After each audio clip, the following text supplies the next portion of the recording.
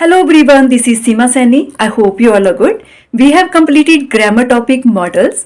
If you have missed that video, then you can go back and check it out.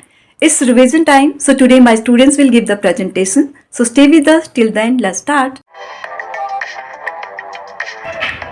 Good afternoon to all the loving people present here. Today our group is going to represent models. In this we will discuss what are models, what do they show and use of models. First we will know what are models. Models are auxiliary verbs, or simply we can say that they are helping verbs that give the additional meaning to the main verb of the sentence, like will, shall, would, should, can, could, may, might. What do they show? They show request, command, moral duty, wish, permission, possibility. Now I will tell you about the use of models.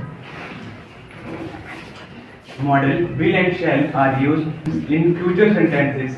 Will is used with the second person you, he, she and it, and shall is used with the first person I and we. For example, we shall overcome, I shall finish my homework, and model can and could.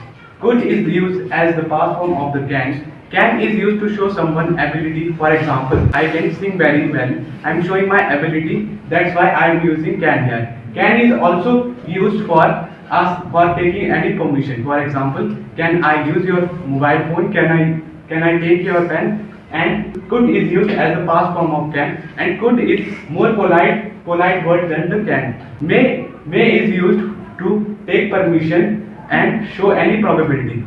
And it is also used to the wish. For example, may God bless you, may I come in, etc. Might is used as the past form of the may, and might is used as the past form of the may. For example, I thought he might help her now. Might is used for the lower possibility, and may is used for the higher possibility. So, hope you all enjoyed our presentation. Thank you very much. That's all for today. See you tomorrow with another presentation.